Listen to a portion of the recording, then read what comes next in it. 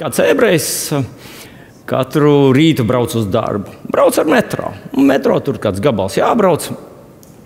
Un viņš lasa kaut kādas avīzes. Un pamatā vienmēr viņš lasīja ebreju avīzes.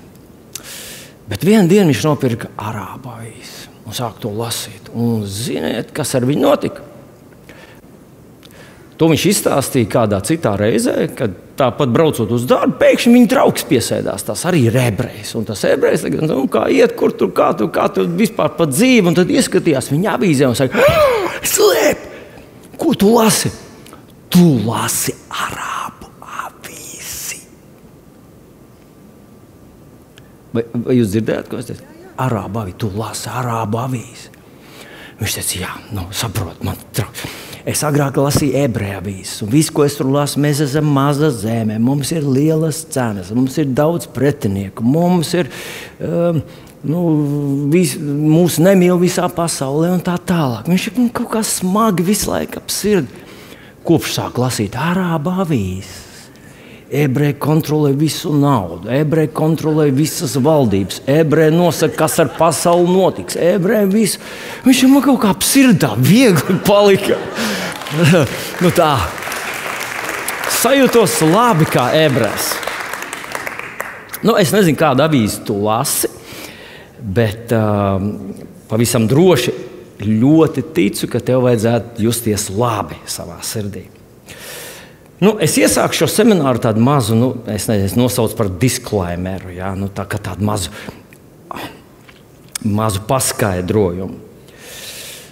Vienreiz viens no mūsu draudzes cilvēkiem bija aizbraucis uz Izraelu, tas jau krietni laiciņu atpakaļ. Un tad viņš pēc tam atgriezās atpakaļ un šeit pēc dievkalpojuma stāv un grib man satikt. Un mēs satiekamies. Vai es biju Izrēlā un bija tur tik jauki un tā. Un izrādās.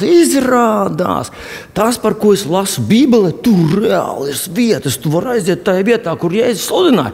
Tu vari izpeldēties tajā ezerā, pa kuru Jēzus staigāja. Bībele kļuva reāli manām acīm.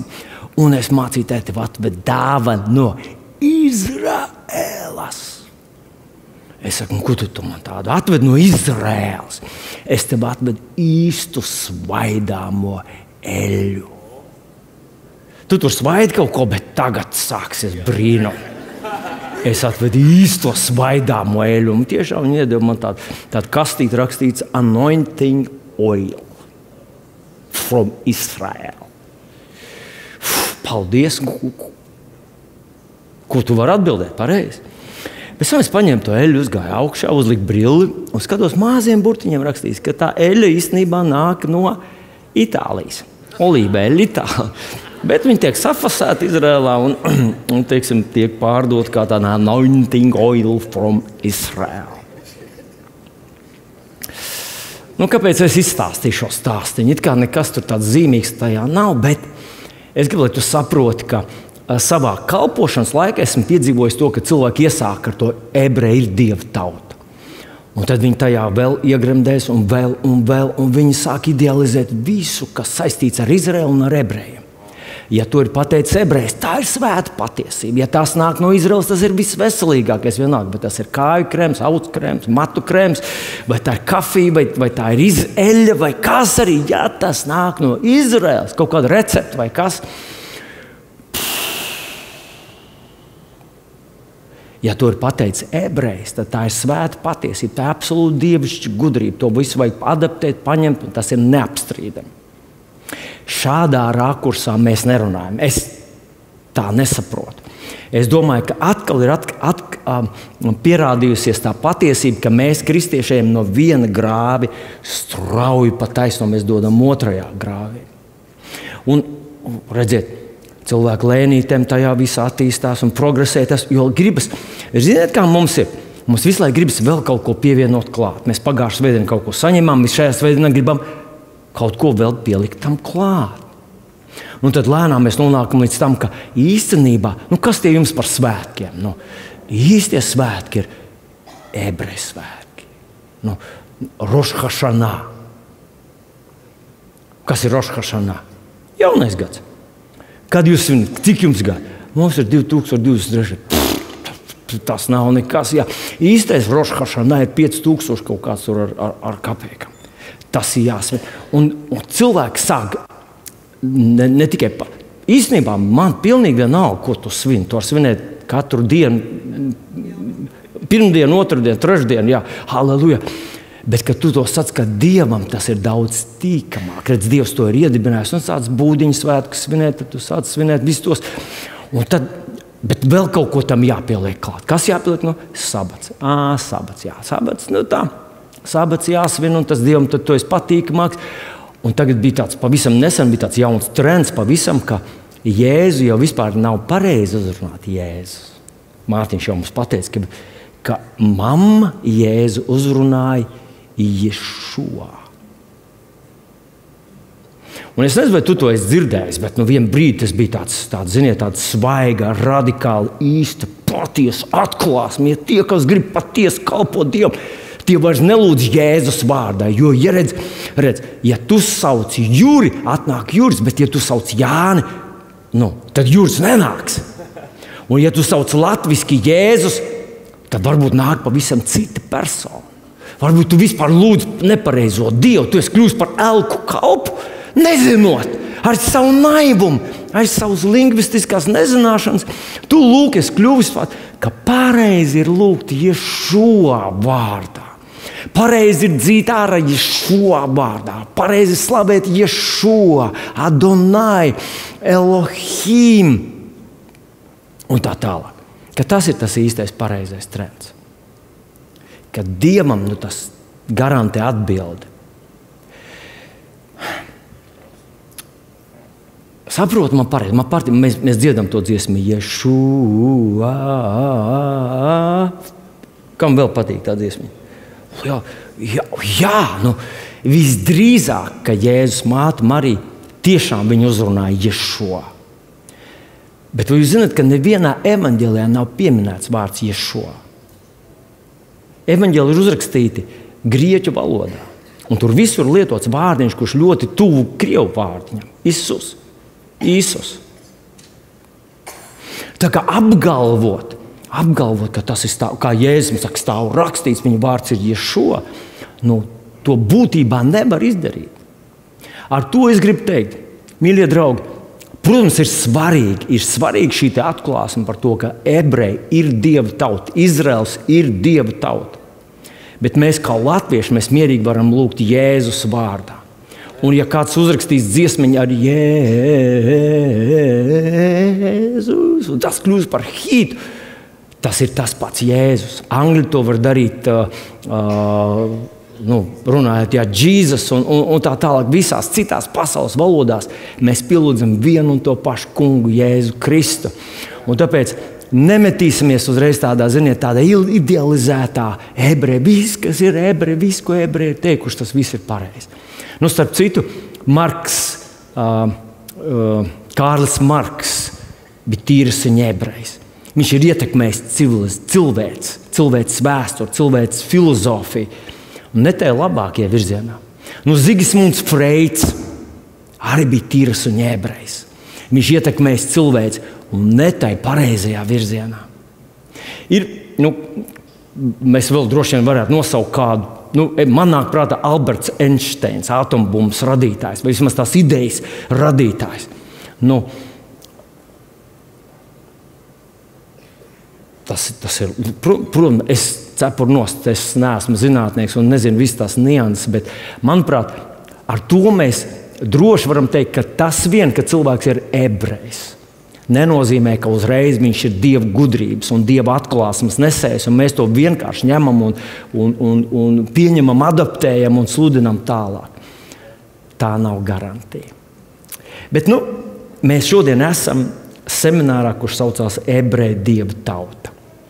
Un, ja es drīkst vēl paturpināt mazliet, ja skatos, ka es esmu atzīmējis tādu ļoti svarīgu jautājumu, dažreiz cilvēki saka, labi, mums pagāniem mums vajag Jēzu Kristu, bet vai ebrejs, tāds īsts bauslību turošs ebrejs, viņš ir glābts?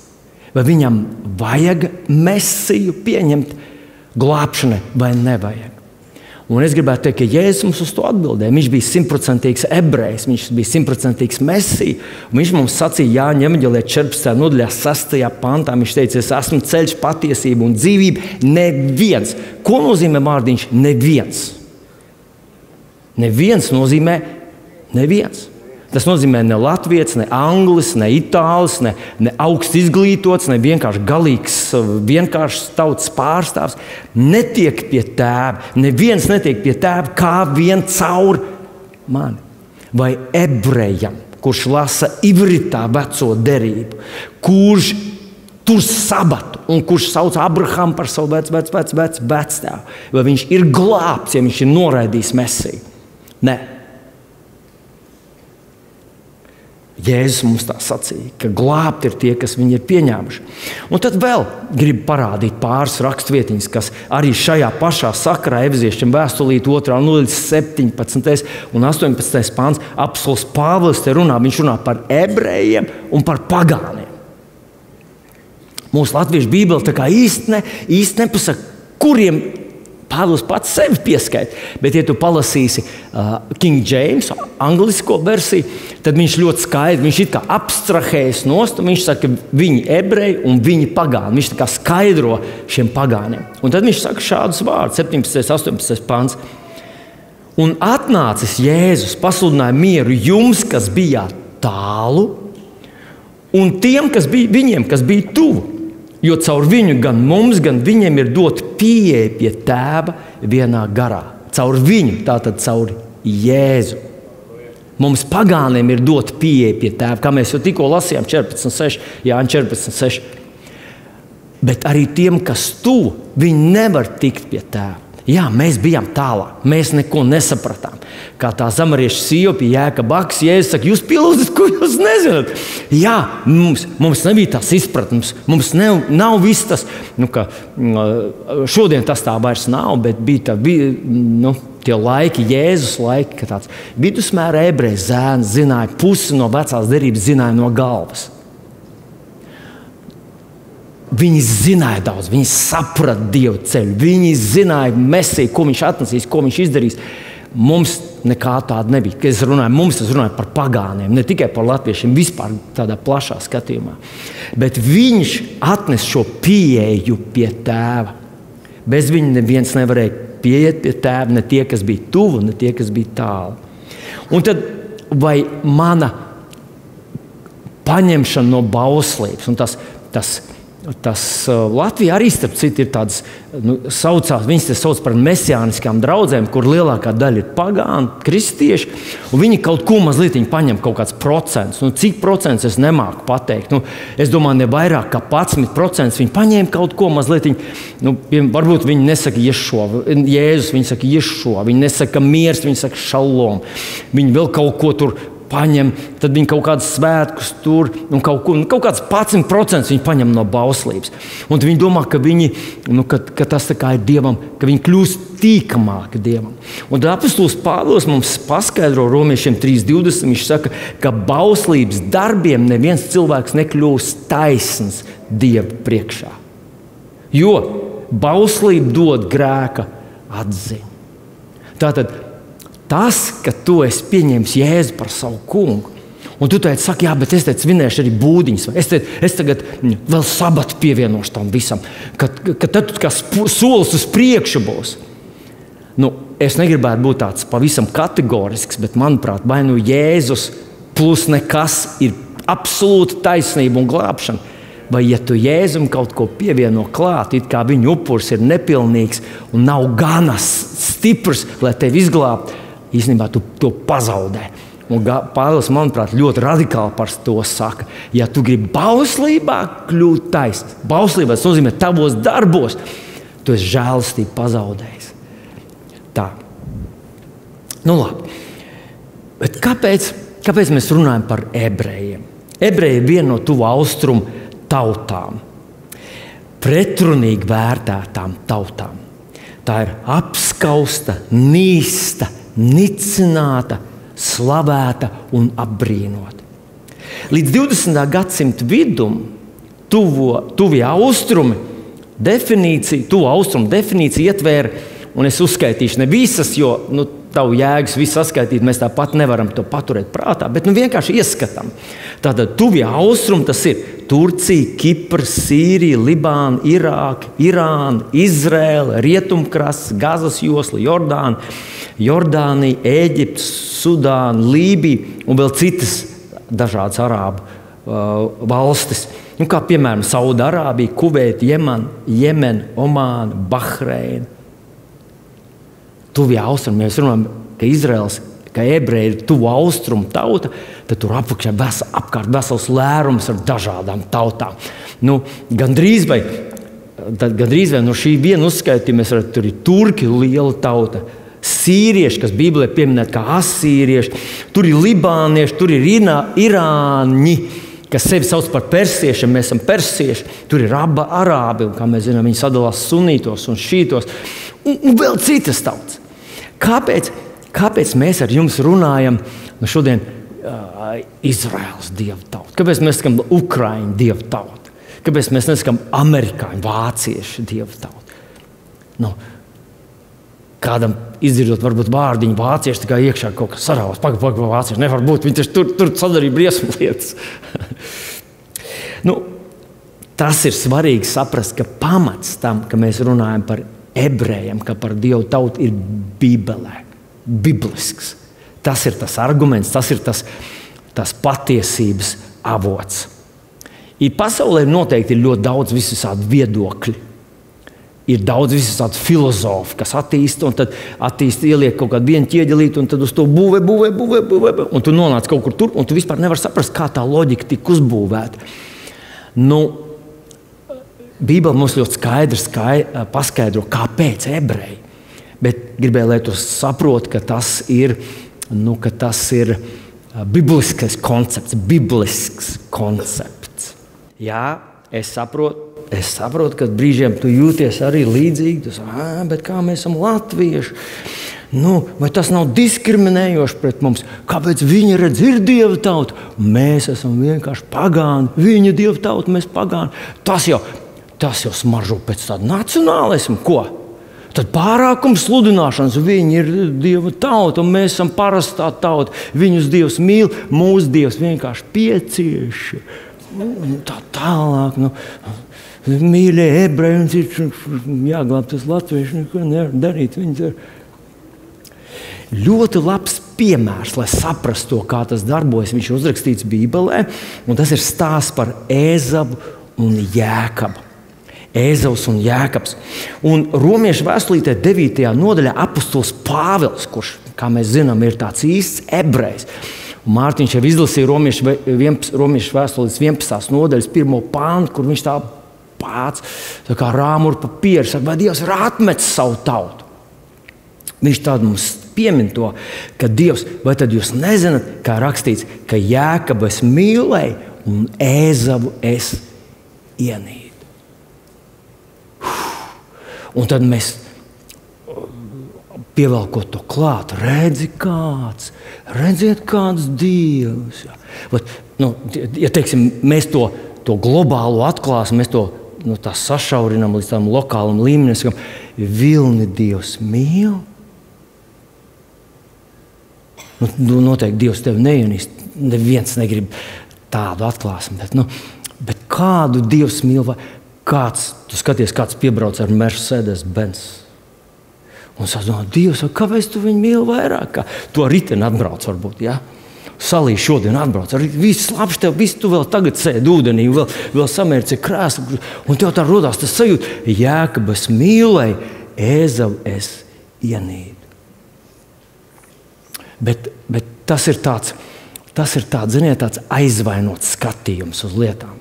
Jo vispirms mums jāatcerās, ka Ēzavs un Jēkabs bija dvīņi. Kā bērni viņi ir?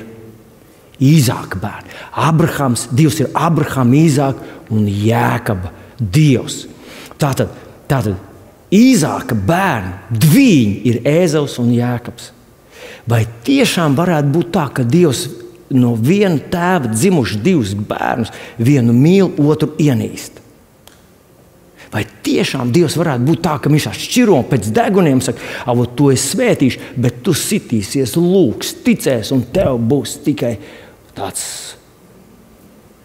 mīļš, tāds sveiciens no debesīm. Ja? Vai tiešām tā varētu būt? Nu, vispirms šie vārdi nav pateikti tad, kad Raēla nesāja bērnus savā klēpī.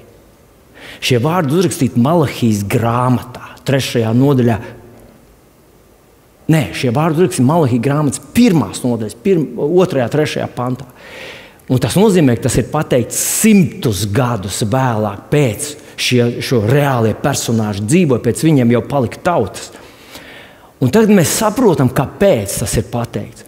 Tāpēc, ka Ēzaus vēlāk mums Pāvils to atklāja, Ēzaus sacēlās pret Dievu.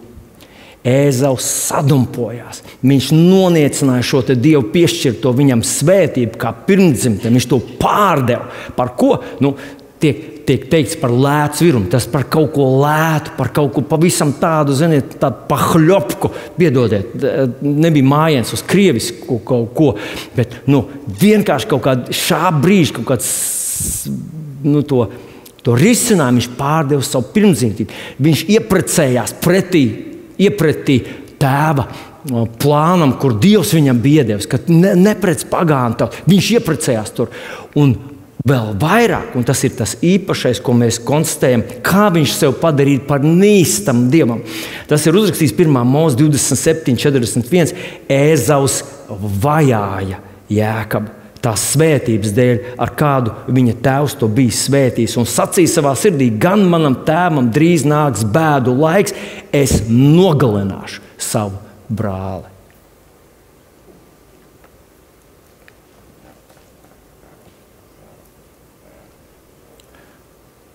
Tas nozīmē,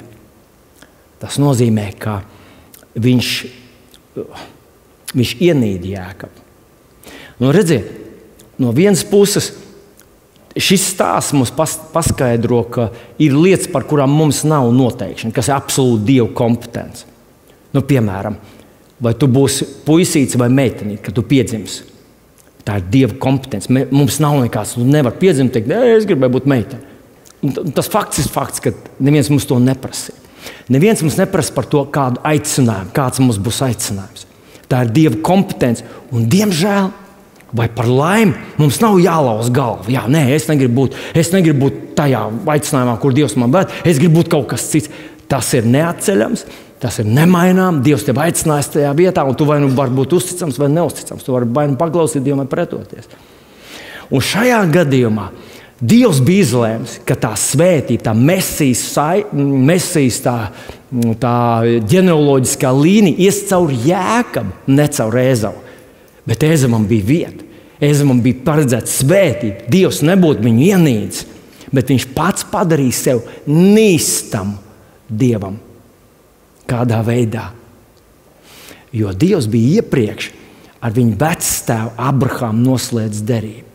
Un tas ir tas, ko es gribu, lai tu paskaties, ka Bībele mums paskaidro, kā tas viss sākās. Tad, kad nebija tevis un manis, nebija mūsu vectēva, vai tu zini savu vectēvu vārdu un uzvārdu? Daļa zina, bet vai tu zini pēc tam sava vectēva vārdu un uzvārdu? Visdrīzāk, ka lielākā daļa nezina. Bet toreiz, tātad, kad mūsu vēl nebija, un tas bija tikko pēc ūdens plūdiem, Noā vēl bija dzīvs, bet cilvēki kaut kā ar visu to, ka Dievs viņus izved cauri, un Noā bija dzirdējis no Dieva. Kaut kas, acīm redzot, pasaulē vēl pietrūka, un Dievs skatījās uz cilvēkiem, viņš meklēja kādu, ar ko viņš varētu izveidot tādas derības attiecības. Kā Bībele nosauc to par draudzību. Draudzība ar Dievu. Redziet, ļoti daudz cilvēku ir tādi, kas saka, Dievs, ko lai es izdarīju to, lai es nenonāku ellē. Un kad viņi saka, ka viņi zina, ka nenonāks ellē, viņiem ar to ir pietiekami, viņi skrien cik vien tālu var aizskriet no Dieva, lai nenokļūtu ellē. Viņi izmanto visu savu šī pavads garumu. Bet Dievs meklē kādu cilvēku, kurš paliks ar viņu un pieķersies viņam. Un ko viņš atrod? Ko viņš atrod? Abrahāmu. Vēlāk viņš kļuva par Abrahāmu. No sākuma viņš ir Abrams. Ja tajā laikā būtu tavs un mans senses Juris, varbūt Dievs būtu izvēlējies Juri, varbūt Dievs būtu izvēlējies Jāni, varbūt Dievs būtu izvēlējies Bruni vai Vilni vislabāk. Man vislabāk būtu paticies būt Vilnis. Un viņš teica, Vilni, paklausies, izej no savas zemes uz zemi, kuru es tev rādīšu. Ko tas nozīmē? Tas nozīmē, ka viņš faktiski saka, turpmāk tu būsi no manis atkarīgs. Nevis viņš pateica, ejam pārcelies uz to zemi, tur kaut kur. Nē, viņš saka, tev visu laiku ar mani jānotur attiecības. Tev visu laiku vajag mana vadība. Tev vajag mana palīdzība. Es tev vadīšu par šo pasauli. Un acīm redzot, vienīgais, kurš atsaucās, lai kļūtu par Dieva draugu, bija Abrahams. Un kā mēs zinām, viņš iziet. Un viņš iet, un viņš sāk klejotāju dzīvi. Viņš iziet no Ūras, kur esot bijis diezgan attīstīta civilizācija tiem laikiem. Tas tā kā mēs ar tevi dzīvojam pilsētā Rīgā, un tagad mums saka, tagad dodies kaut kur, paņem savu čemodānu un dodies kaut kur bēgļu gaitās. Tu nebūtu priecīgs. Bet ja Dievs saka, ej manis dēļ, es tevi vadīšu. Un tas ir tas, ko Abrahams reāli izdara. Viņš no pilsētnieka kļūst par tādu nomadu klejotāju, kurš sazinās ar Dievu un ļauj, lai Dievs viņu vada. Un tad mēs lasām to 1. Mūzes grāmatā, 12. nodaļā, šos te solījumu vārdus. Zvērsta vārds. Atceries, ka Dievs kaut ko apsola, tas ir stingrāk nekā Dievs teikt, es zvēru. Kaut kur viņš to ir darījis, bet tikai lai dotu tiem cilvēkiem pārliecību, ka tas nav pa jokam. Dievs nevar runāt pa jokam. Viņš nevar teikt jā un domāt nē. Tas nav Dievam iespējams. Un ko viņš saka? Tātad 1. Mūzes 12, 1, 2, 3.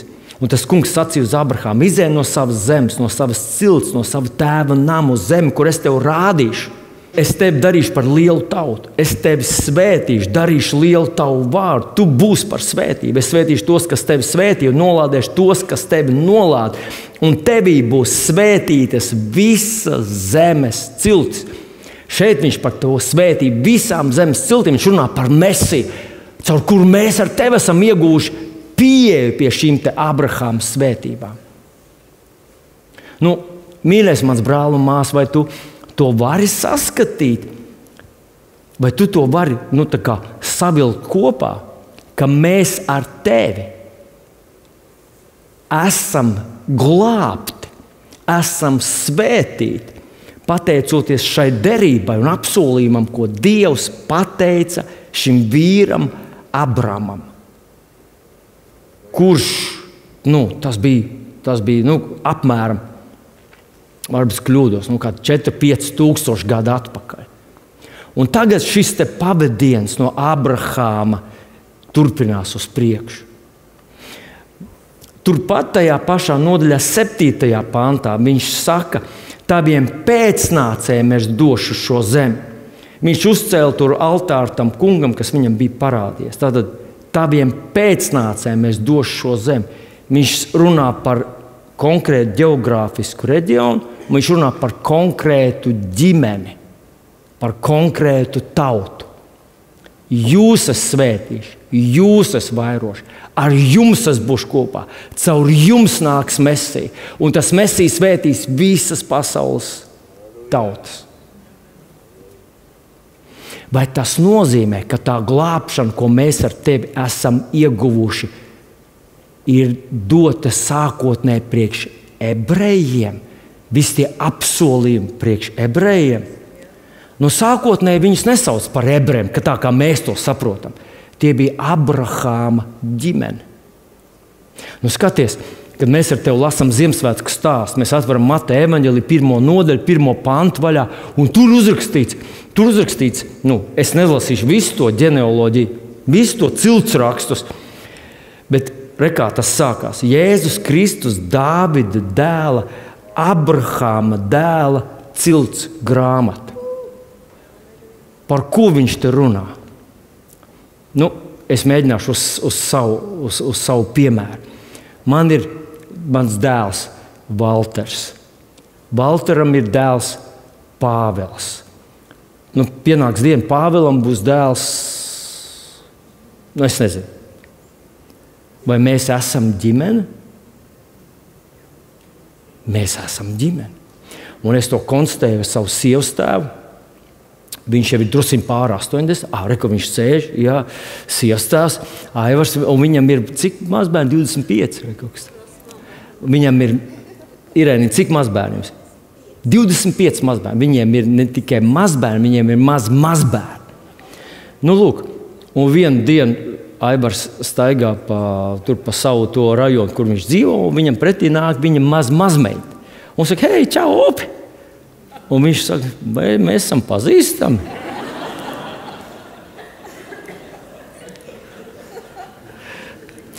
Padomājiet, tas jau ir šitajā mazajā mikro līmenī jau, ja vectēvs vairs neatpazīst savus bērnus. Mazbērns, jā, mazbērns. Kā tas bija toreiz, bet tā vēl aizvien ir viena ģimene. Tātad Mesija un glābšana atnāk vienas ģimenes, pa vienas ģimenes līniju līdz mums. Un kāds varbūt saka, jā, bet es negribu tādu glābšanu, kas atnāk uz caur ebrejiem. Toreiz viņi nebija ebreji, toreiz viņi bija vienkārši Abrahama bērnu, mazbērni. Tā vīra bērni, kurš uzticējās Dievam, tā vīra bērni, kurš bija gatavs uzticēties Dievam tik ļoti, ka upurēt savu dēlu. Tā vīra bērni, kurš toreiz atcerieties, neņems ne siksu, ne pavedienu, lai tu neteiksi, ka tu esi man darījis bagāti. Tas kungs ir mana bagātība un spēks. Šodien mēs teiktu, ka tas ir ticības varonis. Un Dievs tieši tā viņu arī uzskatīja. Tas ir mans ticības varonis. Viņš ir palicis man uzticīgs. Es palikšu uzticams viņam. Un par ko Bībele runā? Bībele runā par šo tautu, par Abrahama bērniem, un Bībele runā par to vietu, par tuviem austrumiem. Nu, uzlieciet mums to slaidiņu, kur ir tuvu austrumu karta. Nu, skaties, tas ir apmēram tas areāls, par ko Bībele runā. Nu, protams, ka par ko viņi runā? Par cilvēces centrālajiem glābšanas notikumiem. Pagātnē un arī nākotnē. Tur atrisinās cilvēks glābšana vai bojāēji. Tur atrisināsies tā beigu eskalācija, kad Mesija atnāks, lai iznīcinātu to velna Mesiju. Velnam būs savs Mesija, tas ir Antikrists. Viņš nāks ar savu viltus pravietu. Tā būs beigu eskalācija. Tur tas pacelsies tik viens pret vienu. Vainu. Tāpēc Bībele nerunā par Latviju, lai gan mēs kaut kur varam atrast kaut kādu jūrmalu un kaut kādas, un mēs pieķeramies, jā, kaut kur tur. Katrs mēs gribam kaut ko atrast. Amerikāņi druģaini meklē Bībelē, kur ir Amerika. Kāpēc Amerika nav pieminēta? Tāpēc, ka ne Amerikā, lai gan tā ir pasaules lielākā ekonomika, visi lielie notikumi norisinās tur. Un Bībeles pētnieki, runājot par pēdējām dienām, arvien vairāk nonāk pie kopīga slēdziena, ka Antikrists visdrīzāk būs musulmanis. Un viss tā koalīcija, ja mēs lasām, ir tāds ļoti, ļoti, manuprāt, es ļoti cienu tādu Bībeles pētnieku Joels Richardsons. Un viņš ļoti daudz darbojas tuvojos austrumos, ir ļoti tāds advancēts Bībeles pētnieks, un viņš ļoti, ļoti saprotami atklāja to, ka visdrīzāk, ka visur, kur Bībele runā par Antikrista to eskalāciju pret Izraēlu tautu, ka tur tās tautas pamatā tiek pieminētas tuvo austrumu tautas vai Ziemeļāfrikas tautas. Un nav nekad pieminēti latvieši, nav nekad pieminēti igauņi, zviedri vai somi vai amerikāņi. Tad viņš uzskata, un paklausoties to viņa tos argumentus, ka tas viss tas beigu kulminācija norisināsies tur. Un lielā mērā viss tā secība ir nopravietot par Izraēlu un par apkārtējām tautām. Un mēs ar tevi atrodamies tik privileģētā situācijā, ka mēs savas tautas nākotni, savu likteni varam veidot. Tas nav iecirsts akmenī. Un, ja kāds saka, jā, bet tur rakstīts, ka tur pēdējo laiku atkrišana būs, un mēs to uzreiz to fokusējam uz savu zemi. Jā, ka man radinieks atkrita, un jā, tā ir pēdējo laiku atkrišana. Ja nu tas nav par mums pateikts, un es ticu, ka tas tā tiešām arī ir. Tātad Bībele runā par šo areālu, par tām tautām, kas ir tuvu ap Izraēlu. Tāpēc, ka tur norisinās viss tas galvenā kulminācija. Un mums, lasot Bībeli, to tā jāsaprot. Tas attiecās uz mums. Tas, kas tur notika, glābšanas darbs, Kristus glābšanas darbs, norisinājās tur pašā tur. Tas ietekmē, visi mēs varam pieņemt šo te glābšanu. Bet viņi nerunā par to, kā tad tieši izrīkosies latvieši, un kā igauņi, un kā lietuvieši. Viņi runā par pašām svarīgākajām, nozīmīgākajām izvēlēm, kas norisināsies tur uz vietas. Tātad, to ir svarīgi saprast, ka tāda masīva pretīm stāvēšana, viņa ir norisinājusies visus šos jau 5000 gadu, un viņa tikai kulminēs. Un kur mēs uzzinām, kā tas notiek, vai kāpēc tas tā ir? Pašā sākumā, Bībeles pašā sākumā, 3. nodaļā, 1. Mūzes grāmatā, 3. nodaļā, mēs lasām vēl Ēdenes dārzā, Dievs izrunā vārdus, kuru mēs varētu nosaukt par oriģinālo, sākotnējo, pirmo evaņģēliju. Un šos vārdus viņš saka čūskai, tātad Dievs saka čūskai 15. pantā: es celšu ienaidu starp tevi un sievu, starp tavu dzimumu un sievas dzimumu. Es esmu kaut kad pieminējis, ka, manuprāt, Vēlns ienīst sievietes. Tas te burtiski uzrakstīts: es celšu ienaidu starp tevi un sievu.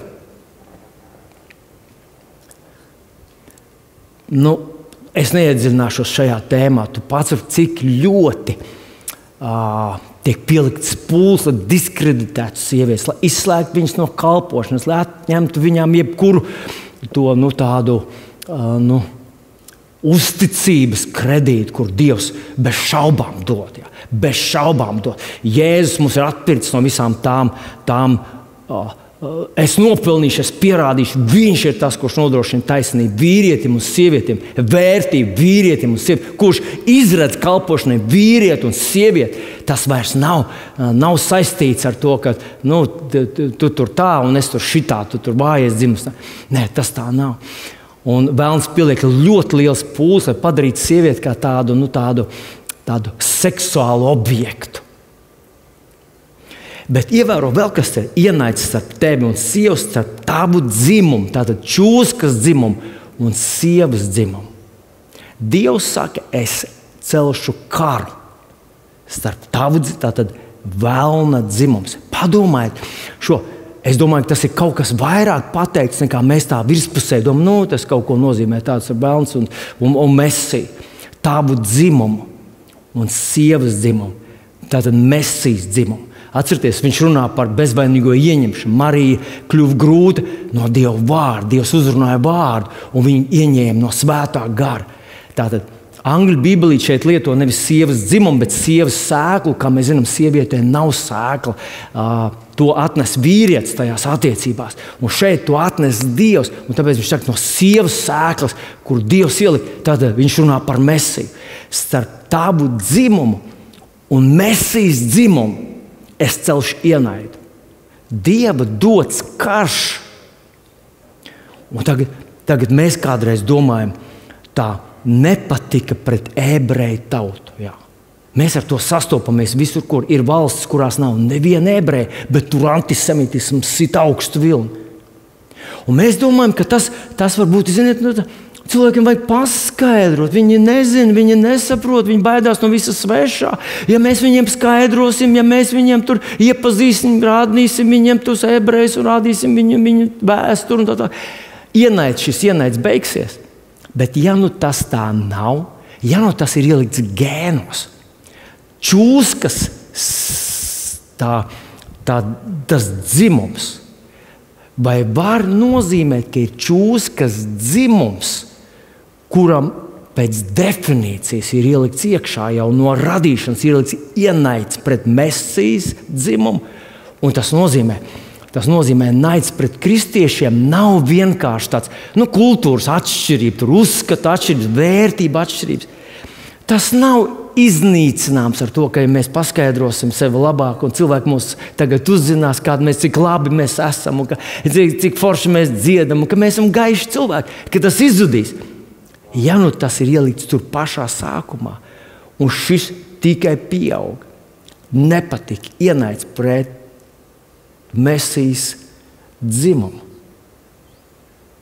Un mēs šodien runājam par Mesijas dzimumu, mēs runājam kā par Abrahāma ģimeni. Dēls, dēls un tā tālāk, mazdēls, mazdēlī, daudz vairāk mazdēli, vēl. Mēs esam ieguvuši pieeju. Es nezinu, vai man ļoti gribētos tā, ja tev ir kāds iekšā tāds karbunkuls, tad to tad izspiest ārā.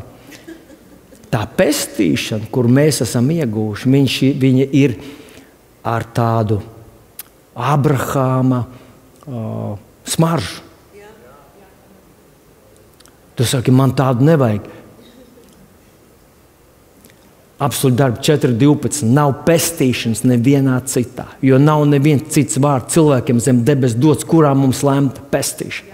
Galatiešiem 3.14. Pāvils saka, viņš saka, tur iepriekš 13. viņš saka, mēs esam atpirkti no bauslības lāsta, lai Abrahāma svētība nāk pār pagānu tautām. Ja tas toreiz būtu Jānis bijis, tad viņš būtu šodien teicis, lai Jāņa svētība nāk pār pagānu tautām. Kristu Jēzu tā, ka mēs saņemam garu apsolījumu. Bet šī vēsturiskajā situācijā tas tā ir noticis. Tas nav izmaināms. Tas ir noticis ilgi pirms mēs ienācām šajā pasaulē. Kad tas bija Abrams, kurš izveidoja šīs derības attiecības ar Dievu, un tā tas ir atnācis līdz mums. Tas nav izmaināms.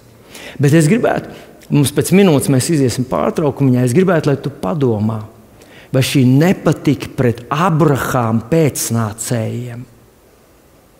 Bībele mums paskaidro, ka tā sākās tur Ēdens dārzā. Pūķis ienīsta Abrahāma pēcnācējus. Pūķis ienīda Abrahāmu, Īzāku, Jēkabu, visus tos, kas tur viņa bērns un mazbērns. Viņš ienīst viņus. Un tas nav izskaidrojams, tas nav novēršams, tas tikai pieaugs. Un tāpēc, kad mēs ar tevi kristieši, kad mēs bijām bezdievi, tad bija skaidrs. Manuprāt, jebkurš nomināls bezdievs, ja vien viņš nav kaut kāds īpašs cilvēks, ir antisemīts. Pēc definīcijas. Varbūt viņš nav aktīvs antisemīts, bet tikko tu parakājies viņā, tu atradīsi viņā ir iekšā šī te nepatika ebreji. Viņi tur šitādi, viņi tur tādi, viņi tur. Tāpēc, kad šis ienaids tas ir gars, jā, tas ir tās Lucifera gars, tas tā vecā čūska, tas karš starp Dieva dzimumu un velna dzimumu. Ja Dieva dzimumu mēs saprotam, ka tie ir konkrēti reāli cilvēki. Konkrēti reāli cilvēki, kas nes šo nostāju un šo atklāsmu. Tad arī velna dzimums ir reāli konkrēti cilvēki un reāls tautas, kas dzīvo tajā naidā un dzīvo šajā grēcīgajā attieksmē. Ienaids, tāda neiecietība un nepatika pret Mesijas dzimumu, pret Abrahama dzimumu. Mēs to varam konkretizēt. Viņš nav nekas tāds jauns, un antisemītisms ir īstenībā ļoti vecs. Mēs lasām par to Bībelē. Bet interesanti tā tēze, ka Dievs ir atmetis savu tautu, viņa parādās jau pravieša Jeremijas laikā. Pravietis Jeremija 33. nodaļā, 24. pantā saka, Dievs viņam saka tādus vārdus. Vai tu neesi ievērojis, ko apgalvo ļaudis? Kad tie saka, ka tās abas ciltis, jeb tos abus namus, ko tas kungs kādreiz bija sev izraudzējis, viņš ir pametis. Kā tie nicina manu tautu, it kā tāpēc viņu domām nemaz nebūtu tauta. nicina tautu. Mēs jau zinām, ka Ēzavs nicināja Jēkabu. Un Dievs bija apsolījis Abrahamam, tam, kurš tevi svētīs, to es svētīšu, un tam, kurš tevi nicinās, to es nicināšu, tam, kurš tevi nolādēs, to es nolādēšu, to, kurš pret tevi pacels roku, pret to es pacelšu faktiski. Un tādā veidā Ēzavs kļuva par to, kuru Dievs ienīst. Tādā veidā cilvēki un tautas kļūst par tām tautām, kuras ir Dieva svētības apdalītas. Tāpēc, ka viņi nostājas, un Dievs nevar rīkoties savādāk. Viņš rīkojas tā, kā viņš ir sacījis. Un šeit Jeremijs saka, ka tajā laikā ir tautas, kas nicina manu tautu. It kā tā nemaz vispār nebūtu tauta. Un tad viņš saka šos stipros vārdus, kurus mums varbūt vajag sev atgādināt. Un varbūt atgādināt kādam no mūsu brāļiem, māsām, varbūt ārpus mūsu draudzes, kas saka, kur Dievs saka, ja man derība ar dienu un nakti nepastāvētu, ja es nebūtu devis nesatricināms debes un zemes likums, tikai tad es pamestu Jēkaba, mana kalpa un mana kalpa Dāvida pēcnācējus. Faktiski viņš saka, paskaties ārā ir diena vai nakts vai zvaigznes pie debesīm vai mēnesis vai saule, ja šī saules sistēma pastāv. Ebreji ir mana tauta. Vēl vienu ļoti tādu spēcīgu argumentu, apstults Pāvils mums to saka, turpat arī Romiešiem 11. nodaļā, tā ir tā nodaļa, kur viņš par šīm lietām ļoti tā, tur nav nekāds koķetērijs, tas nav tā filozofiski. Pāvils sit pat tiešo, viņš runā ļoti konkrēti, ļoti tieši, neatstājot nekādas manevru iespējas. Un tad viņš saka šeit, ka Izraēla tautai ir problēmas. Un mēs kā kristieši, mēs lasām Jāņa 1. nodaļu 11, 12, viņš nāca pie saviem, tie viņu neuzņēma. Jā, viņu vajāja Pāvilu. Bija raksturmācītāji un farizēji, kur bija interesēti, lai Jēzus tiktu likvidēts. Viņi no savas puses centās visu izdarīt, lai viņš pazustu, lai viņš neietekmētu tautu. Un tādu cilvēku ir bijis gan. Un tad mums ir tas lielais secinājums, arī šodien viņi noraida Mesiju lielos mērogos, pa lielam, ja mēs tā runājam tādos vārdos. Vai tad Dievs to neņem vērā, vai tad Dievs neņem vērā visu, kāda viņa tur ir, šitādu un tādu.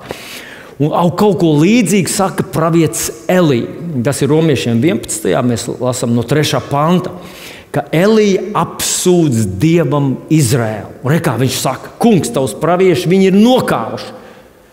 Ja mēs būtu to praviešu bērnu, mēs teiktu, Dievs, tev jāatmet šitā tauta, šī asinsardzīgā, tur nozombētā, nezinu kāda tur tauta.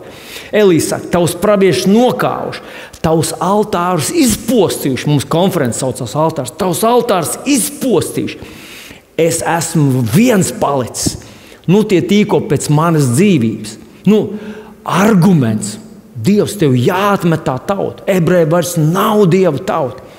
Un ko viņam atbild Dieva balss? 4. pants saka. Viņš saka, es esmu sev atlicinājis 7000, kas savus ceļus nav locījuši Bāla priekšā. Tātad Dievs saka, ka jā, viņiem ir problēmas. Absolūti, viņiem ir problēmas. Jā, tur ir daudz. Tāpēc idealizēt, kā mēs runājam pašā sākumā, idealizēt, tas ir ebrejs vai dieniņ, ļauj man paturēt tavu rociņu. Un kādreiz esmu dzirdējis mācītājs, kas tajā vai diena ebrejs, ļauj, es panesīšu tavu somiņu. Un ja ebrejs grib no manis noplēst divkāršu cenu, ja es maksāju, ja viņš ir ebrejs, taču tas ir svētīts. Es nezinu. Dievs kaut kā mūs ir pasargājis, man jāsaka, es nezinu, kur tu esi tajā visā, bet ir pasargājis no tādas idealizēšanas. Viņiem ir problēmas, un Elija saka, tās ir reālas problēmas, bet Dievs viņam saka, bet man ir mazs atlikums. Un tāpēc arī šodien, jā, tur Izrēlā ir problēmas, jā, kristietība vai mesijam ticošie kristieši, viņi tiek ierobežoti. Es runāju par ebrejiem. Viņi tiek ierobežoti. Mēs no ārvalstīm braucošie kristīgie turisti, kas tur maksājam par viesnīcu, par visiem, mēs tiekam apsveikti ļoti mīļi un gaidīti. tāpēc, ka mēs maksājam, tā ir ekonomika. Bet ja mēs tur nāktu ar savu kristietību, ja mēs tur sāktu sludināt viņiem mesiju, mēs sajustu, ja, ka mēs neesam vēlami. Viņiem ir problēmas, bet tik un tā Dievam ir mazs atlikums pēc Dieva žēlastības izvēles. Citiem vārdiem, viņi vēl aizvien ir Dieva tauta. Un te ir tas pāns, pēc visa tā es jautāju Romiešiem 11.5, vai Dievs savu tautu ir atstūmis, vai Dievs savu tautu ir atmetis. Un tad Pāvils te lieto tādu ļoti spēcīgu argumentu, nepavisam nē. Es neesmu grieķu valodas pazinējis, bet tie, kas ir pētījuši šo izteiksmu veidu, saka, nākošais, lai vēl pastiprinātu, viņam būtu jāsaka, ka tavu māti, nē! Viņš nav jālamājās. Jā. Tas ir stiprākais, kā Pāvils varēja pateikt, kā kaut ko tādu tu varēja iedomāties. Ja Dievs nav uzticams savai tautai, burtiski uzticams, ka šitā ir tā zeme un šie ir tie cilvēki, kurus es svētīšu, kurus es pasargāšu. Tie, kas viņu nolādēs, tie būs nolādēti. Un tie, kas viņu svētīs, būs svētīti. Un Dievam nav kur atkāpties. Viņš grib, lai tas tā būtu, jo viņš mīl šo tautu, viņš ir uzticams saviem vārdiem. Lai visi Bībeles apsolījumi, kuriem tu pieķeries, lai tu zini, ka tie ir uzticami.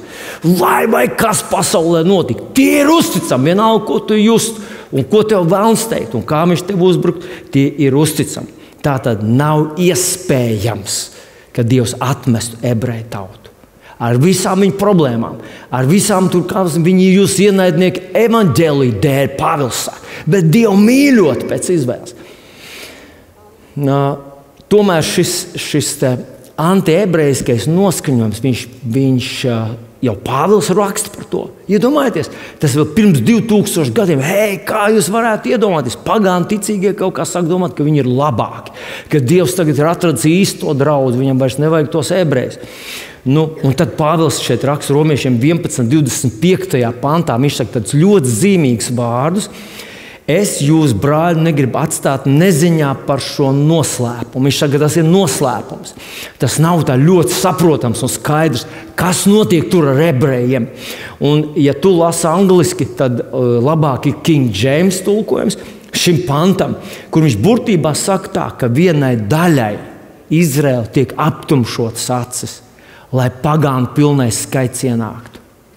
Tātad mēs saprotam, ka Dievs mīlestībā uz mums, pagāni, iekļaujot mūsu latviešu tautu, viņš tā kā ir daļēji aptumšojis skatu tiem ebreju cilvēkiem. Es nolasīšu, jā. Tātad, lai jūs nekļūtu pašgudri, proti, ka vienai Izraēla daļai sirds tikusi nocietināta, līdz kamēr pasaules tautas visā pilnībā būs iegājušās. Tātad, saprotat man pareizi, arī tu un es, mēs daudz ko nesaprastu, ja Dievs mums neatvērtu acis. Ja viņš mums neatvērtu saprašanu, mēs gramstītos tā kā akli un teikt, tā. Bet viņš saka, es negribu, lai jūs par šo lietu esat neziņā. Redzat, mēs ar tevi daudz ko nezinām. Un dažas no tām lietām, kuras mēs nezinām, viņas mums netraucē. Netraucē mums veiksmīgi nodzīvot un būt veiksmīgiem savā dzīvē un būt kalpošanā veiksmīgiem. Bet ja šajā lietā mēs paliekam nezinoši, tad, kā viņš te saka, mēs kļūsim pašgudri. Un diemžēl kristieši, kā vienmēr, nav īpaši ņēmuši vērā Bībeles tekstus, Pāvila vārdus, un ir kļuvuši pašgudri. Un šis ienaids, ko mēs lasījām no Ēdens dārza, tas čūs, kas ienaids pret Dieva tautu, bieži vien kristieši ir ļāvušies tam un pat sajaukuši to, domādam, ka tas ir kaut kas tāds īstas dievbijības pazīme. Tas, ka kādreiz kristieši sit viens otru, tas ar vārdiem. Kristieši tā daudz viens otru un domā, ka tā ir, redz, cik es esmu dievbijīgs, es tevi nokritizēšu, tu pūža nežēlīgi. Un domādam, ka tāpēc esmu dievbijīgāks par tevi. Un tas pats ir izpaudies arī attiecībās pret ebreju tautu. Un es mazliet ieskicēšu, ceru pabeigt uz augšupejošu nots, bet kā tas ir bijis pagātnē. Starp citu, es esmu sastapies ar tādiem bībeles skaidrotājiem, kurš saka, ka pēdējo laiku jānāk atkrišanai, ka viņi runā par viduslaikiem. Viņi runā par viduslaikiem, kad draudz bija absolūti pazaudējis rakstus, kad draudz bija absolūti antisemītiska. Tātad šajā naidā tas bija tik ļoti kristiešiem pašsaprotams, tāds naids pret Izraelu, naids pret ebrejiem, naids pret visu ebrejisko, naids pret visu to vecās derības, visām tām lietām, kas ebrejiem ir mīļas un sirds lietas. Ka tas bija tā liela atkrišana, kā mēs jānāk ir atkrišanai. Tā ir bijusi, un mums nevajag gaidīt vēl vienu atkrišanu. Kad es tev palasīšu šos fragmentiņus, viņi nav tādi, es nelasīšu visus, jo tad novīst ausis vienkārši, kad mēs lasām mūsu draudzes baznīcas tēvu, ko ir teikuši un kāda ir bijusi viņa attieksme. Es iesaku, ir tāda, atcerieties, pie mums bija doktors Maikls Brauns. Viņam ir tāda grāmatiņa, mums ir pieejama viņa krievu valodā, mūsu rokas ir asinīs. Ja? Un tur viņš ļoti smalki šīs lietas, vēsturiskas, visādas atsauces dod. Un, kad tu to lasi, tev liekas, kungs, Dievs, man gribas nomesties uz ceļiem un lūgt piedošanu, man gribas nomesties uz ceļiem un lūgt ebrejiem. Tiešām to izdarīja kristieši. Paklausies mazliet. Tātad, es izlasīšu tādu fragmentu no katoļu pētnieks, viņš 20. gadsimta amerikāņu katoļu priesteris, kurš pētīja attiecības kristiešu attiecības ar ebreju tautu. Un viņš uzrakstīja tādu grāmatiņu, viņa saucās Ebreju ciešanas 20, domzīme 23 antisemītisma gadsimti. Un tad tāds citātiņš no viņa raksta, piemēram, lielākā daļa kristiešu pat labi izglītotu, ir pilnīgi nezinoši par to, kas ir noticis ar ebrejiem pagātnē, un arī par draudzes noziedzīgo līdzdalību šajos notikumos. Diez vai ir pārspīlējums apgalvot, ka pagātnes notikumu lapuses, kas tiek svēti glabātas, ebreju svēti glabātas, ir izrautas no kristiešu vēstures grāmatām. Tātad mēs esam aizmirsuši lietas, kas notirisinājās. Mēs dzīvojam, it kā visa kristietība būtu sākusies ar mani un tevi. Un tas ir tas, ka tā viena ļoti liela kļūda. Tātad, vai tas nav traģiski, ka kristieši, kas ir ebreju mesijas atpirkti, kristieši, kas mācās no galvas un tic un uzticās rakstiem, ko uzrakstījuši ebreju apustuļi, kristieši, kas mīl Bībelīti, kur mums ir uzdāvinājis ebreju tautu. Un tik daudz, kā mēs šodien par Jeremiju, Eliju sacīja, visi pravieši viņi ir nokāvuši. Pravieši ir izlējuši savus asins, izcietuši smagas savu laika biedru kritiku, būdam pravieši. Mēs to esam saņēmuši tīru un neatšķaidīti. Cilvēki ir upurējuši savus dzīves, lai dzirdētu no Dieva un staigātu ar viņu sadraudzībā. Ka mēs pagriezāmies pret šo tautu ar tādu milzīgu nicinājumu, pārākumu apziņu un ar tādu pavisam konkrētu vardarbību.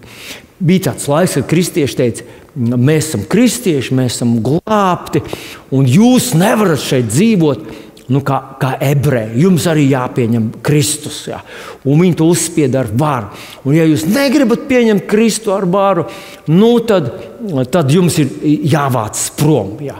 Bija tāda gadsimta, kad no Anglijas tika izdzīti visi ebreji. Ar Anglijas karalis pasludināja, ka ebreji šie dievu lieži un Kristus slēp, ka viņiem visiem jāpamet ir jāpamet Angliju.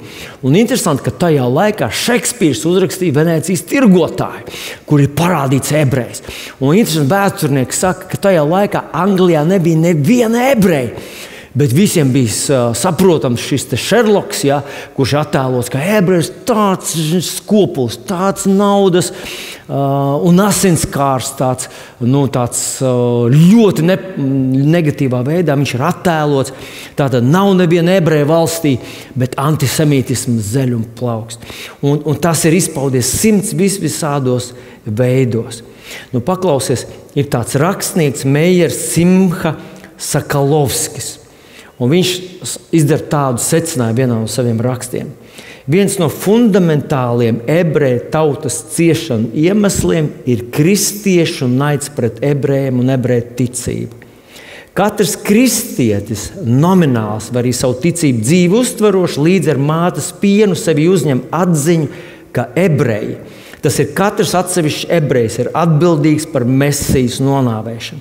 Patiesi nospiedošais vairākums pret mūsu tautu vērstu un īstenot vajāšanu, piespiedu atgriešanas un masveida slepkavībām tika paveikts kristiešu rokām.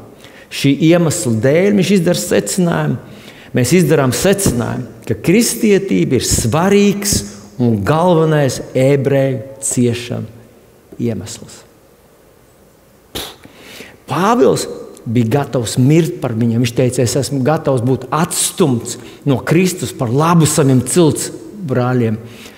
Pāvila ticības sekotāji bija gatavi nogalināt viņus. Tā pagātne ir šausminoša. Viņi piespieda ar varu atgriezties, vai izsūtīt, vai iznīcināt. Misionāri teica, jūs nevarat dzīvot kā ebreji, jūs esat aizvainojums Mesijam, jums viņš ar varu ir jāpieņem un jāatsakās no bauslības. Valdnieki teica, jūs nevarat dzīvot šeit. Jā. Kristieši teica, jūs nevarat dzīvot kā ebreji, valdnieki teica, jūs nevarat dzīvot šeit. Nacisti teica, jūs nevarat dzīvot šeit, valdnieki teica. Nacisti teica, jūs nevarat dzīvot vispār. Un faktiski Hitlers, un lai gan nacisms, viņš nebija kristīgs, viņš bija antikristīgs. Bet interesanti, ka nacisms balstījās šajā kristīgajā antisemītismā. Un viņi teica, mēs jau neko jaunu neizdaram. Mēs jau izdaram to, ko baznīcas tēvi ir sludinājuši. Un ļaujiet man izlasīt divus citātus, un pirmais būs Jānis Zelta mute, vai kā vēsturē mēs pazīstam Jans Hrizostoms. Viņš ir 4. gadsimta viens no spilgtākajiem, daļrunīgākajiem patiesības sludinātājiem. Paklausieties, kā kardināls Ņūmens aprakstīja viņu. Viņš aprakstīja viņu tā spilgta, priecīga, maiga dvēsele, jūtīgas sirds un temperaments, atvērts emocijām un iedvesmai. Tas viss apgarots, izsmalcināts, debesu pieskāriena apskaidrots. Kaut kur es lasīju par viņu, ka ja viņš paņēma kādu patiesību, viņš to mācīja tā pasniegt, tik simpātiski, ka viņš būtu paņēmis niknākos melus, un tā viņa pasniegšanas manieras bijusi tik lipīga, ka cilvēki bija gatavi pieņemt jebko. Kur ir viņa citāti, tas nav viens sprediķis, bet tie paņemt no dažādiem viņa sprediķiem, īpaši lieldienās. Viņam bija tādi sprediķi, 7 gabali, kur tieši tā, kad runa ir par Kristus ciešanām, viņš nesaudzīgi vērsās pret ebrejiem kā pret Kristus slepkavām. Paklausieties, tā tad citāti. Sinagoga ir sliktāka par bordeli. Tā ir neliešu un mežonīgu radījumu sajiets, dēmonu templis, kas veltīts elku kalpošanai, noziedznieku un skandalētāju patversmi, velna midzenes. Šī noziedzīgā ebreju sanāksme, Kristus slepkavas sanāksme, sliktāki par dzeršanas iestādi, zagļu sapulce, nelabas slavas nams, bezdievības dzīvoklis, velnu patvērums, pazušanas un bezdievības purvs.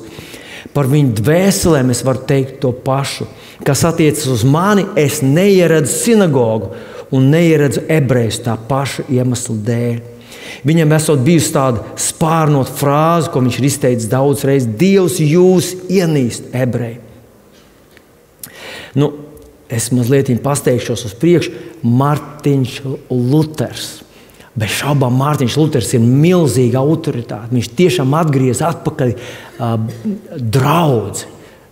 Pasaules mērogā atgriez draudzi atpakaļ pie vārda, atpakaļ pie Kristus, atpakaļ pie ticības. Un savas kalpošanas sākumā viņš bija ļoti pozitīvi noskaņots pret ebrejiem, jo viņš izteica tādus interesantus vārdus. Kur tas bija? Jā. Viņš teica, es ceru, ka man izdosies pievērst kristietībai dažus ebrejus, jo mūsu muļķi pāvesti, bīskapi, sofisti, tātad filozofi, mūka ir truli aunapieras. Un līdz šim ir tā izturējušies pret ebrejiem, ka ja es būtu ebrejs un redzētu, kā tādi idioti mūlāpi vada un māca kristīgo ticību, starp citu, Luteram esot bijis raksturīgi šitādi sulīgi, ļoti izteicieni, tāda valoda, ļoti tāda vācu spēcīga epiteti. Ja. Mūlāpi vada un māca kristīgo ticību, tad es labāk būtu palicis par cūku nekā par kristieti. Jo viņi ir izturējušies pret ebrejiem tā, kā ebreji būtu suņi, nevis cilvēciskas būtnes. Bet pēc 20 gadiem, kad Luters jau bija vecs un slims, un viņš nebija redzējis ebreju masveida atgriešanos viņa baznīcā, viņš bija piepildījies ar tādu reālu rūgtumu pret ebrejiem. Un rekā viņa sacerējumi skanēja tā. Pirmkārt, sinagogas ir jānodedzina. Atcerieties, nacisti to darīja tepat Horālo sinagogu. Mūsu pašu pilsētā viņi nodedzināja kopā ar visiem ebrejiem. Otrkārt, viņu mājas ir jāsagrauj un jāsalauž. Treškārt, viņam jāatņem viņu lūgšana grāmatas un talmudu. Ceturtkārt, ar nāves draudiem un viņu rabīniem ir jāizliedz mācīt. Piektkārt, ebrejiem ir pilnībā jāatņem pasas un jāaizliedz tiem pārvietošanās brīvības. Sestkārt, viņiem jāaizliedz nodarboties ar augļošanu. Septītkārt, jaunajiem un stiprajiem ebrejiem un ebrejiem jādod ķēdes, lāpstas un cirtņi un laužņi, adīklis un stelles, lai viņi mācās pelnīt savu naudu vaigas sviedros. Mums jāizdzen no mūsu sabiedrības šos krāpniekus un sliņķus, tāpēc nost ar viņiem. Un hitlerieši vai nacisti to burtiski izdarīja. Paklausieties, Luters turpina: dārgie hercogi un augstzemušie, kuru īpašumā ir ebreji, ja šis mans padoms jums nepatīk, izdomājiet paši kaut ko labāku, lai mēs varētu atbrīvoties no šīs neciešamās, vēlnišķīgās nastas ebrejiem. Tas bija tas mantojums. Un padomājiet, kā jutās viens tāds dedzīgs, varbūt analfabēts, tā laika analfabēts, kristietis, kurš atnāca mājās un gribēja kaut ko pozitīvu izdarīt. Un Paskas laikā vai Lieldienu laikā bija izslavēti tie orģijas pret ebrejiem, kad atmaksāsim savu kunga slepkavām. Un dažreiz, kad bija tie krustakari, kad doties atbrīvot, bija iniciatīva atbrīvot to svēto zemi no musulmaņiem un to tālāk, tad viņi teica, kāpēc mums gaidīt to svēto zemi? Mēs varam šeit atbrīvot šo zemi. No Kristus slepkavām tika uzbrukts, tika bērni atņemti, slepkavoti ebreji. Un ļoti zīmīgi ir Lutera teoloģijas tas ideoloģiskais oponents Erasms. Paklausies, kāds interesants vārds viņš sacīja tā. Visi mūsu vidū, piedodiet, vai mūsu vidū ir kāds, kas nejustu naidu pret šo rasu? Ja ebreju ienīšana ir kristietība, tad mēs visi šeit esam kristieši pārēm. Ja to sacīja mācītāji. Un esot vēsturnieki saka, ka ir bijuši tāds mūks, bija Bernards ļoti no Klēras vai kaut kā līdzīga tāda pilsēta bija, kurš tika uzskatīts par ebreju draugu. Bet viņa izteicieni bija ļoti līdzīgi. Viņš vienkārši sacīja, tās asinis un tos tur, mēs negribam, tas nav pareizi, tas nav civilizēti, mēs esam civilizēti cilvēki, nevajag viņus nogalināt. Bet viņa tie teoloģiskie uzskati bija ļoti antisemītiski. Un tāpēc šis jautājums Pāvils, vai Dievs ir atstājis savu tautu? Nekādā gadījumā tas nav, viņš nav atstājis. Tā ir pagātne. Un tā diemžēl ir smaga, šis kristieši ir ļāvušies šim te dažādu veidu meliem, un dažādu veidu šīs te pūķa naidam pret Dievu tautu. Un mums ar tevi tur nav jādodas. Un mums būtu jāpalīdz tiem, kas ir mūsu ietekmē, kas kaut cik rēķinās ar mūsu viedokli. Mums jāpalīdz stāvēt pretī un maksimāli kavēt to antisemītismu. Bet tā pašā laikā Bībele mums ļoti skaidri saka, ka antisemītisms tajā laikā, kas mums stāv priekšā, viņš tikai pieaugs.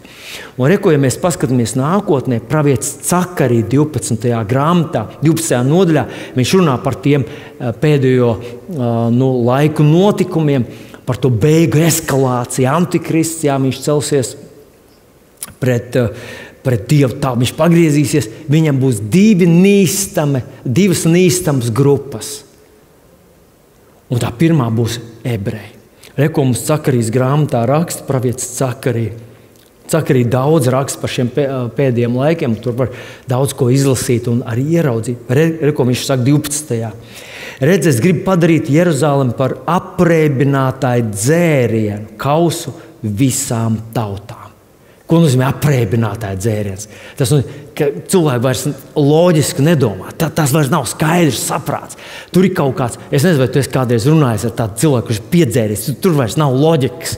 Tas ir kaut kas tāds, viņam jau šķirms ir ciet vienkārši. Un viņš saka, Jeruzalem, attieksme pret ebrejiem, tas pazudīs, tas racionālais, kaut kāds loģiskais, saprātīgais. Ebreji kļūs par tādu bubuli daudzām tautām. Un iespējams, ka tas būs visā pasaulē izplatīts tāds. Kas ap Jeruzalemi dzīvo, Cakarija vairāk mums to tuvos austrumus, viņš tur apkārt ap tām tautām. Tās būs tās galvenās tautas, kas antikrists, kurš par viņām valdīs un kurš viņš vedīs tā koalīcijā pret ebreju tautu. Mēs saprotam, ka tur būs kaut kas varbūt no ārpus arābu pasaules. Varbūt, ka tur būs arī Krievija, kas mēģinās pievienoties Irānai, bet pamatā tās būs tās tautas, kas tur ir apkārt ap Izraelu. Tātad, kas ap Jeruzalemi dzīvo, un arī Jūdam pienāks savukārt, kad aplenks Jeruzalemi. Tātad antisemītisks noskaņojums. Un notiks, ka tanī dienā, kad es darīšu Jeruzalemi 3. pāns, par smagu akmeni visām tautām, visi, kas lūkos to pacelt, sagriezīs sevi uz tā, kad pret pilsētu sapulcēsies visas pasaules tautas. Tur, kas revidētajā tekstā, visas pasaules tautas, mēs domājam, ka pilnīgi visas pasaules tautas, tur ir zemes tautas. Tā kā ļoti iespējams, ka tur iet runa par kaut kādu zemi. Lasot veco darību, mēs vairāk kārt saskaramies ar šo te visas pasaules. Nebukadnēcars saka, vai manā varā ir visas pasaules, bet tā nebija visas pasaules. Tas bija kāds konkrēts reģions, kas bija viņa varā. Bet viņš saka tas bija tāds tuvu austrumu izteiciens. Visa pasaule, es esmu valdnieks pār visiem putniem, visiem zvēriem. Bet tas tomēr tā nebija. Un tātad šis antisemītiskais noskaņojums pieaugs pasaulē. Un jautājums, kur tu būsi? Kur būs tie, kas ir, kurus tu spēj uzrunāt, kuriem tu spēj paskaidrot, kuriem tu spēj, faktiski, es domāju, tas antikristu koalīcija viņi veidosies no ienaida pret ebrejiem un no ienaida pret kristiešiem. Mateja evaņģēlijā 24. Jēzus mums saka, tie jūs nodos mokās, jūs nokaus, jūs būsiet visu tautu ienīsti mana vārda dēļ.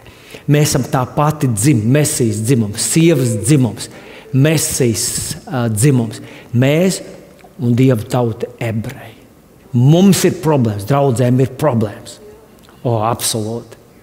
Vai ir problēma? Jā, bet mēs nesitam, mēs neienīstam viens otru. Mēs saprotam, ka Dievs mīl savu draudzi. Viņš dzied, viņš katrai draudzē sūta savu vārdu, lai palīdzētu izrauties no tām problēmām, kurās ir. Dievam ir vārds priekš tevis, lai palīdzētu tev tikt ārā un tā. Vai tu esi problēmās? Jā.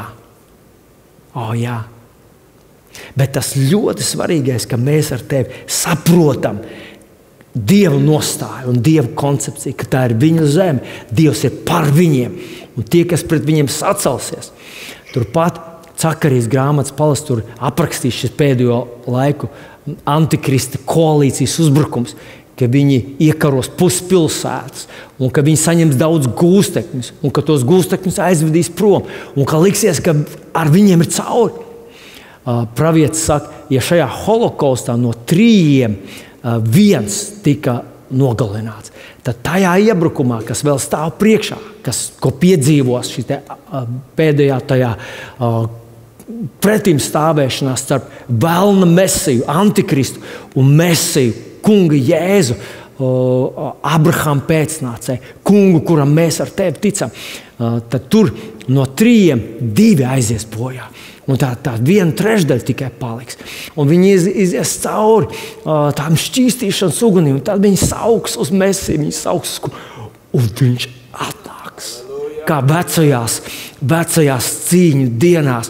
Un beigās viņš tur nāks ar tādu lielu loku. Viņš atbrīvos tos gūstekņus, viņš atvedīs viņus atpakaļ. Tos, kas būs aizvesti gūstā. Viņš atvedīs viņus.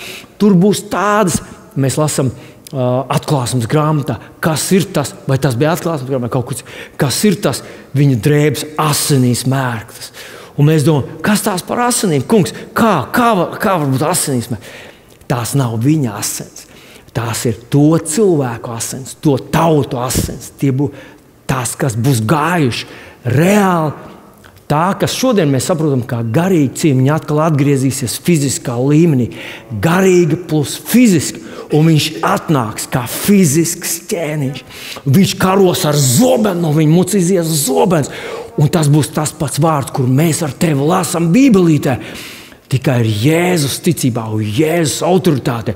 Tur būs nulle šaubas. Viņš izrunās, un tas vārds sakaus tautas, sakaus bruņojums, apturēs lodzes, apturēs raķetes. Tur būs tāds triumfs, un mēs ar tevi, kur mēs ar tevi esam. Tur Cakarija arī saka, ka viņš nāks, Mesija nāks kopā ar saviem svētajiem. Tur mēs ar tevi esam. Un mums būs vienalga, vai viņš ir Šalom, vai Ješua, vai Abrahams tur būs, vai Jākabs tur būs. Mēs tur nāksim kopā.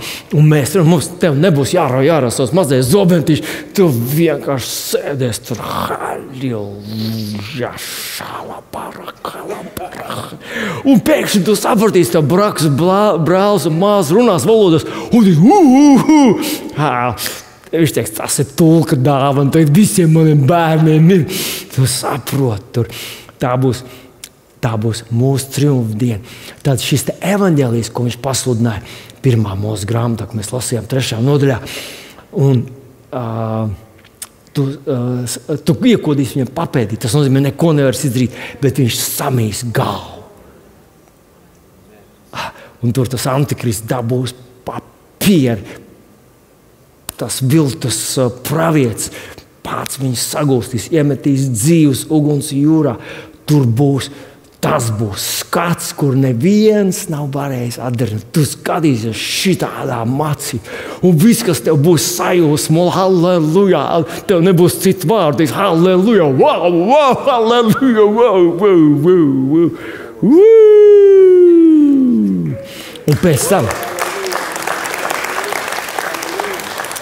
Un pēc tam 1000 gadus zeme atzels. Velns būs iebāzts ķēdēs, sakults, un meliem vairs nebūs spēka. Tas būs tā, ja es jums teicu, ka 2 + 2 = 48, jūs uz mani skaties, tad grēkam nebūs spēka. Tas vairāk nebūs lipīgs.